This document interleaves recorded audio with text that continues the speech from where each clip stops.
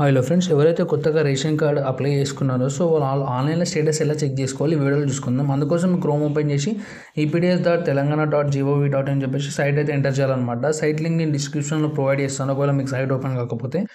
Open అయిన తర్వాత ఇక్కడ మనకి ఈపీడీఎస్ తెలంగాణ గవర్నమెంట్ ఆఫ్ తెలంగాణ అని చూపిస్తుంది కదా.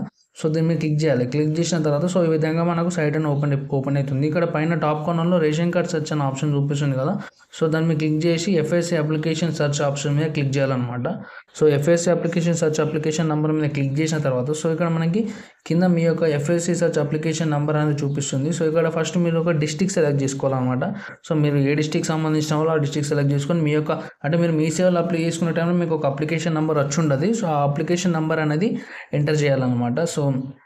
ఇక్కడ మీ యొక్క అప్లికేషన్ నెంబర్ అనేది ఎంటర్ చేసి తర్వాత సెర్చ్ బటన్ మీద క్లిక్ చేసుకుంటే మీ యొక్క డీటెయిల్స్ అనేవి ఓపెన్ అయిపోతాయి అనమాట. ఇంకోసారి చెప్తాను. ఎఫ్ఎస్సి అప్లికేషన్ సెర్చ్ మీద క్లిక్ చేసి మీ యొక్క డిస్ట్రిక్ట్ ప్లస్ మీ యొక్క అప్లికేషన్ నెంబర్ ఎంటర్ చేసి సెర్చ్ బటన్ క్లిక్ చేసి అయిపోతుంది.